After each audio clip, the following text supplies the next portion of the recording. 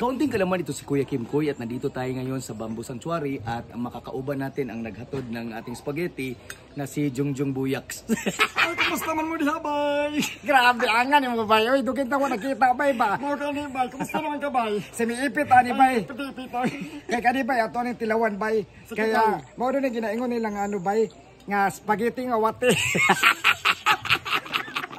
Kaunti kalaman ang spaghetti ay may scientific name na spaghettensis, ketchupis,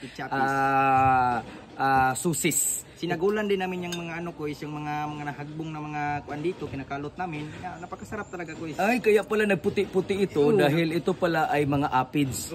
Kasi ang mga bamboo ay may mga apids. Ibinutang dito very organic, medicinal at pangpalakas ng immune system dahil pag nakakain ka ng ganitong klase ng spaghetti, ito ay talaga namang magbibigay sa atin ng energy boost.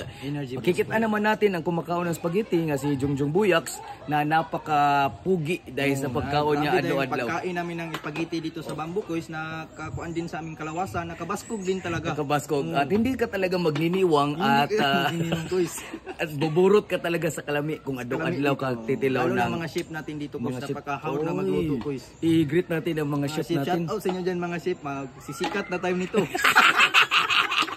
Pagkikitaan natin ang ating mga chef nito, napakalami magluto dito sa Bamboo Sanctuary. Sila yung mga nag-ukay-ukay sa mga sabaw at kaya malami kasi kinakamot lang ang sabaw. Joke lang yun ko. Baka madao tayo dito. Pero talaga pag muadto kayo dito sa Bamboo Sanctuary, mayroon silang pa-welcome na foods at saka pwede kayo mag-order at saka may mga events. Dumuaw lang kayo dito at napakalami dahil. Pag napuno na kayo yung problema sa inyong kinabuhi, laag kayo dito, papasayahin namin kayo at papakaunin kayo namin ng daghan. Nakahawad daw. Napakahawad talaga ni Jungjung Buyaks. Idol natin to si Buyaks talaga. Bay, salamat kayo bay sa pag-introduce. Okay kayo bay sa... Okay na may dugay kita wala nakita.